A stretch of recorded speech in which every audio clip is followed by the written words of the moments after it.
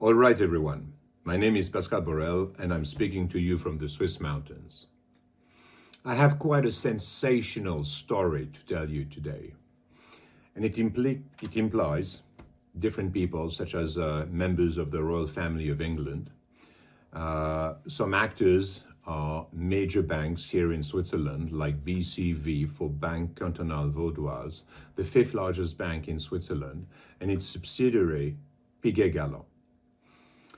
And the story is about the way I've been robbed all my asset by the royal family of England with the help of BCV, the bank I'm talking about, with, as a help, the legal framework of Switzerland. And I'm going to disclose the whole thing to you right now.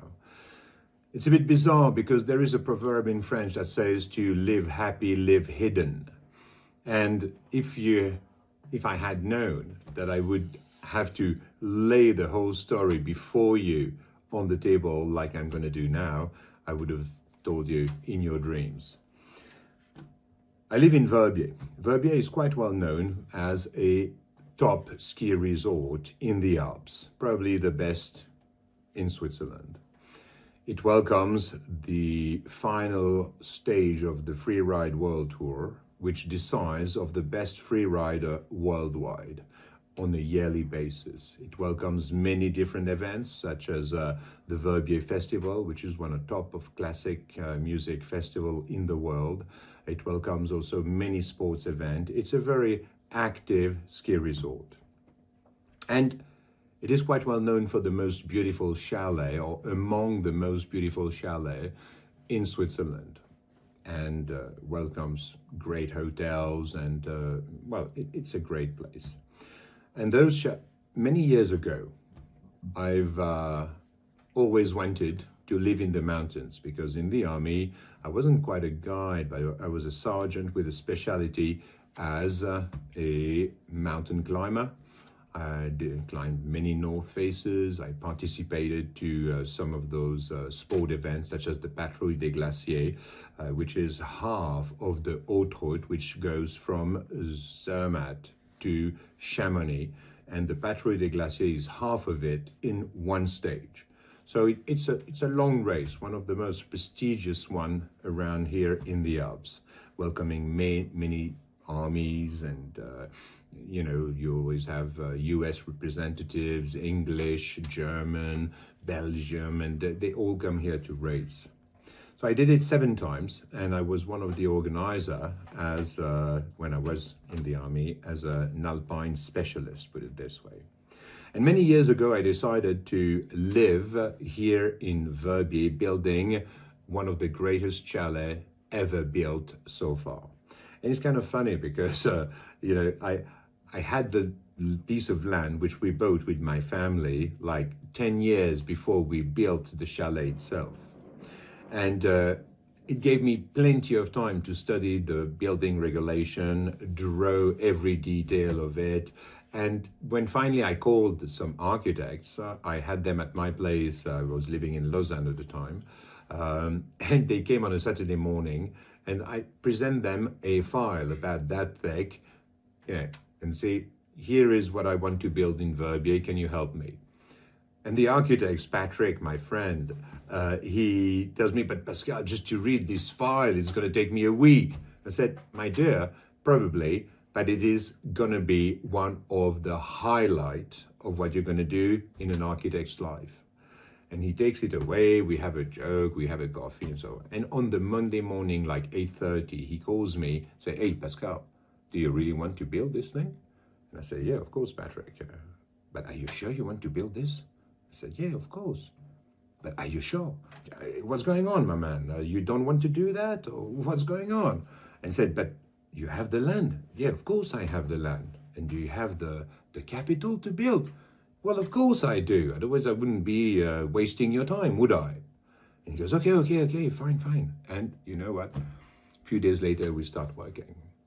And the chalet, you will find a video of it, which I shot with the 360 camera, so that with your Android or iPhone, you can basically move around and look at whatever you want. You press pause, and you will see the chalet itself and what it stands for.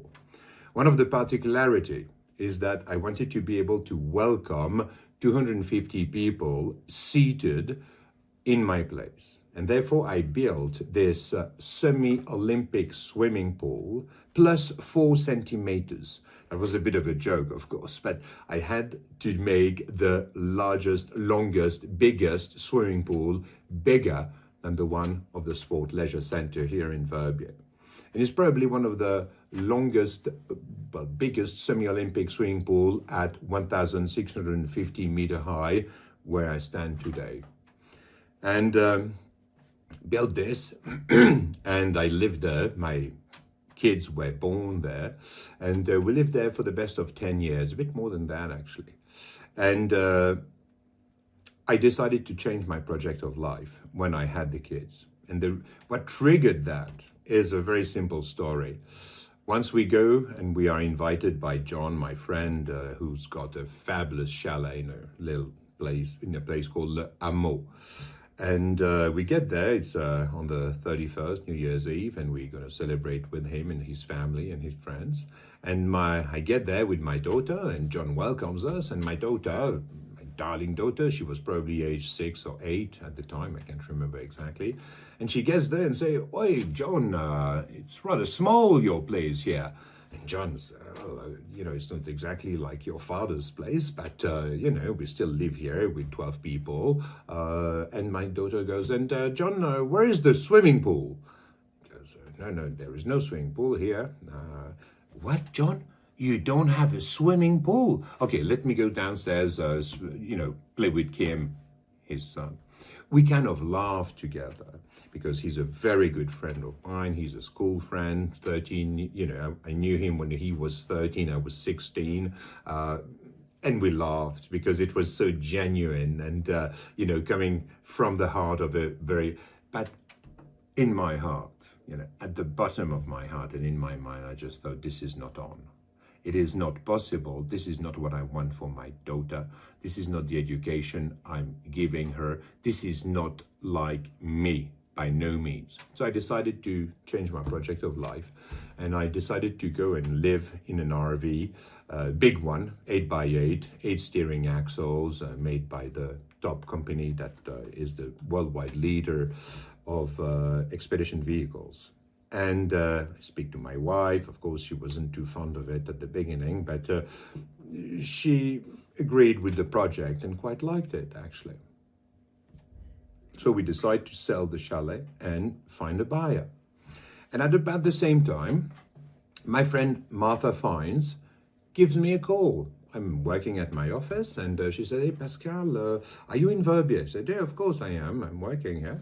And she goes, "You know, I have my good friend Sarah, who's in Verbier at the moment, and she needs to lose weight and do a bit of exercise. And as you are a kind of guru when it comes to food and health and sports and activities, of course I've climbed many mountains and things, would you mind giving her a hand?" And I say, "Of course, absolutely. How old is she?" And she was about 55. Saying, "What's her name?" And she goes, "Oh, it's Sarah Ferguson."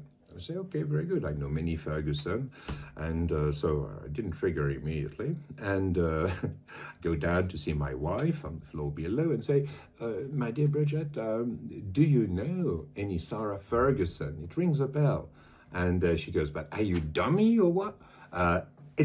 She's the wife of Prince Andrew, son of the Queen of England." I said, "Oh, good grief, sorry about that. Yeah, of course. Well, you know what? I have a meeting with her at the central place of Verbier in 1 hour because she wants to buy some shoes and go walking the mountains with me." I said, "Right, okay, very good." Long story short, we meet with Sarah, the Duchess of York. And "Your Highness, hello." "Oh, call me Sarah." "Okay, very good." And we go in this shop buying trekking shoes. And we get on very well together because she explains, you know, what was her purpose, her goal in terms of weight loss. And I said to her, "But, you know, at our age, I should say," she's probably just a bit older than I am, but not much. And she says, I say, in order to lose weight efficiently, you need to do a gentle exercise, but it has to last. And therefore, walking is probably the best thing. And she agreed completely. And from that day, we went hiking at the beginning 2-3 hours a day, and then we did some pretty nice hikes, 6, 7 stroke 8 hours of walking, which is not bad. I mean, given the type of terrain we have around here. So I took them in most of the most beautiful place. We did the Sentier des Chamois. We went to Col d'Hermin, Lac de Louvie. We went on the other side as well, the Pierre Avoie, and so forth. And it was a great time. And of course, when you walk the mountains, with someone for 6-8 hours, like not every day, but every other day, you create bonds and you speak about things.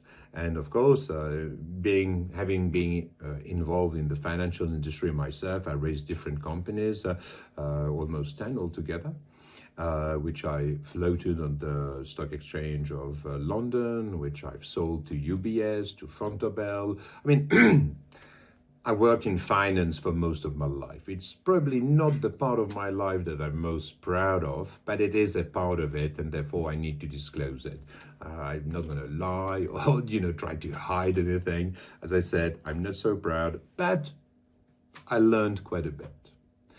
And soon she starts, the Duchess of York starts to show me a few of the contracts that she has with different people. And, they are about that thick again, with, I'd say, 2 pages of close, contractual close.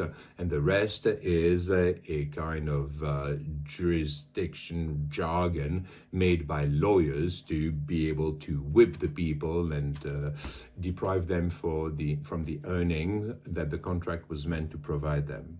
So very soon I said, but Sarah, you should really, change this. You shouldn't sign a contract which is more than 4 pages. Otherwise, it's designed to whip you, as I said. So we go along, and of course, we eat together quite often. They come to my place. I go to theirs quite regularly. I remember, and on the first visit of Prince Andrew to my chalet, he gets on the terrace and he looks at me and says, but Pascal, this is amazing. I didn't even know that Verbier had such a place with this stunning view. Of course, we're facing full south with all the major summits that we have just in front of us. And it's not given everywhere in Verbier. You have to be located at the right place. Anyway, we speak about various things, and I disclose the fact that we are just about to change our project of life and go visit the world, doing the homeschooling with the kids. It's a different concept altogether. And he goes, and you are selling this place? And I say, yeah, probably I will sell this place. It represents a lot of capital, which is immobilized. And if I'm not living here and I'm going to sail the world, basically on my RV for the best of the next 10 years, there is no need for me to keep such a place, even though I built it and I love it and I've put all my heart into it.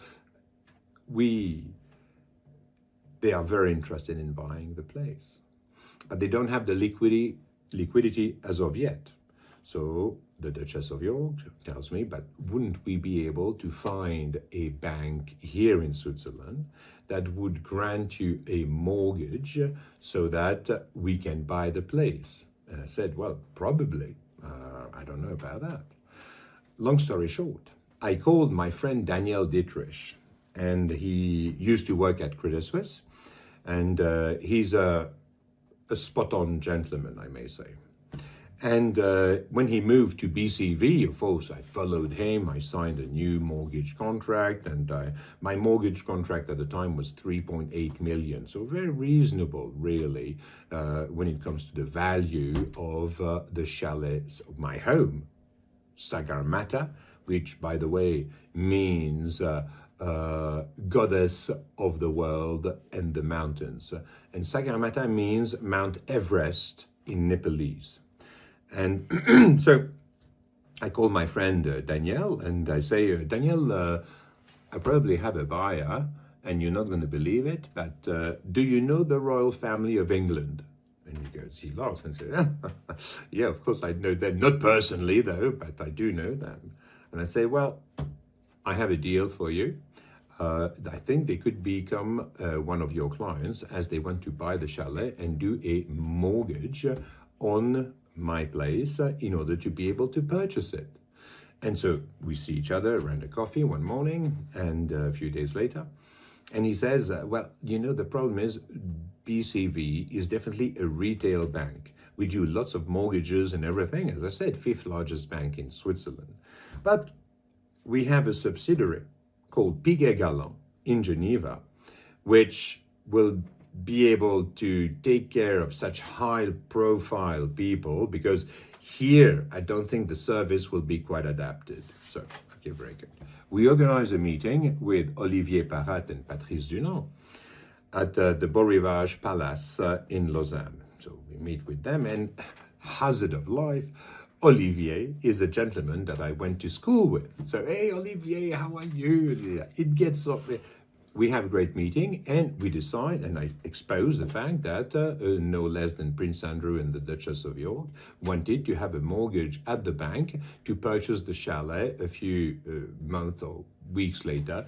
The problem was the fact that they had another chalet, and the law for the acquisition of real estate by foreigners forbids them to have the right to purchase the chalet as of now.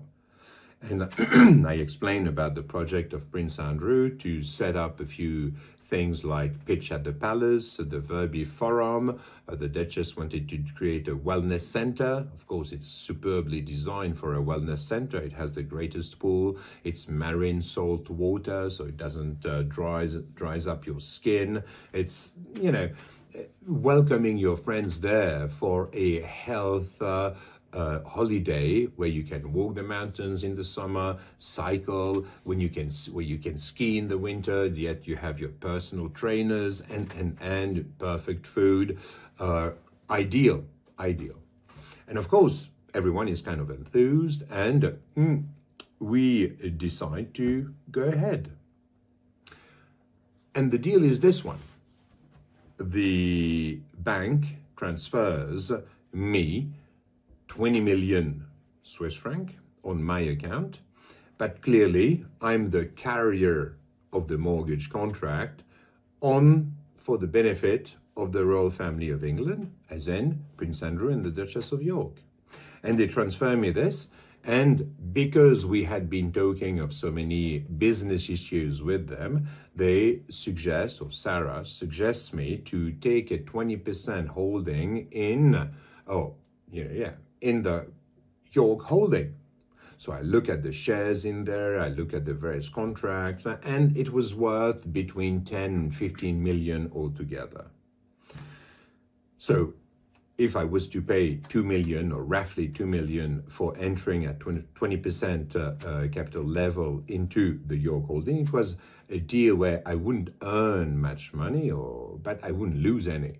And I would be able to help them manage their financial interests throughout the contract and the relationship they had with the rest of the world.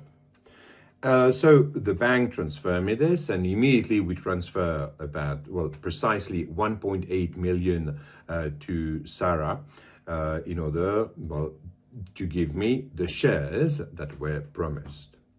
The problem we had at this stage is as they had another property, they couldn't buy that one. And we tried to get a derogation from the Swiss authorities, because we had the support, of course, of all the local politics at a canton level and commune level. They wanted to do the Verbier Forum, pitch at the palace, welcome those events, because again, it's very high profile. And but from the capital in Bern, we received a negative answer. It was a bit of a shame and a bit of a cold shower. But we used the best law firm, Mr. Xavier Auberson, in order to get there. But despite the fact that he knew everyone there, he's a direct advisor to the state of Switzerland, but we didn't get the authorization. So nevertheless, as the deal was done, we moved out of Sagarmata, out of my place, somewhere else, to let the place at the disposal of the royals. In this sense, it's clearly a hidden sale, if you think about it, because we left the place, leaving it at the disposal of Prince Andrew and the Duchess of York, and we moved away. We still had the mortgage contract, but it was definitely at their disposal. So another little detail is that the bank then, was happy to have, even through me, a client like the Duchess of York and Prince Andrew, in their books. And they've exposed me to what I could call irresponsible lending. Because at the time, I'm personally writing books, I'm a content creator, I have, but, as an entrepreneur, I had no job at the time because I had just bankrupted a company called Ethics for Ethical Integrity Corporate Standard, which was selling an ethical certification to all those companies that want to do more than just the law, i.e. having a corporate regulation that goes further but the law in an ethical manner. And the certification was meant to give them a competitive advantage on the behavior, the good practice that they had with their clients. I was a bit naive to think that ethical values would actually have any economical logic here in Switzerland, but I'll come back on it a bit later, probably. I had to bankrupt the company. And two of the shareholders, being brought by the other BCV, which is Banque Cantonale du Valais, wanted to, use the legal framework to recover their investment. And they've placed a seize on Sagarmata. And the seize was for 1.35 million Swiss francs. They used the legal framework. There was no wrongdoing. And as the prosecutor of Valais said to me, there is no wrongdoing, no personal enrichment. You are all good, but the procedure is going to last for 5 years, given the numbers and the people involved. Do you have 5 years before you? I said, of course not. We're doing a transaction with the royal family of England, no less. And then the judge says to me, well, then you pay. And the bank agreed to pay 1.35 million Swiss francs, despite the, to just make the deal happening. Okay, it is a clear infringement of the law because they thrown me in irresponsible lending. They've allocated me a mortgage, which when I had no revenues, living off my capital, which is fine. But all in all, the situation was this. I received the 20 million. I paid 1.8 to the royal family of England. I had 3.8 mortgage before, which was quite a healthy situation. And the funny thing is, to BCV, just to show you the type of banks it is, they took 300,000 Swiss franc, dollar, all currencies are kind of at parity nowadays, just to transfer my file, the mortgage contract, from BCV to their subsidiary, Piguet Galland. And I said to my friend Daniel, but Daniel, isn't it a bit expensive just to send a few papers and, a few codes of lines of code, from one banking software to another? And it's the same group, it's the same P&L, it's the same shareholders. By the way, the shareholder of BCV is the Swiss state for 67%. I'm not going to go into that, but that gives it a very high security. If you're a billionaire and want to basically put your money in a safe place, BCV is great because as it belongs to the state, it's like investing in a bank literally, which is called Switzerland. And of course, it's never going to go down because you have the Swiss people behind, which are paying for whatever mistake, they may do. They're not going to let that bank down. That's clear. So altogether, my mortgage, to make it simple, went from 3.8 to 7.25 money spent, gone. Okay, very good. My truck was going to be about 2 million Swiss francs because it's a large truck, 8x8, as I said. I told you, I will tell you more about it in further videos, but that's further down the line. I freed the chalet immediately at the disposal of the royal family of England, so it's clearly a hidden saying in complete derogation of the law on the acquisition of real estate by foreigners, which is a federal offense. It is not a law that binds you, like a communal law on building regulations and things like that. No. It's a federal law that applies to all of Switzerland. So it's an important infringement to the law. But the bank did it, closed their eyes. They wanted to have the royal family as clients. And voila, here we go. I'd say that's the first chapter. It's quite long, but I have to draw the picture so you get a better idea of what's going to come. And I will find you back in the next chapter, which I've called Shit Hits the Fan.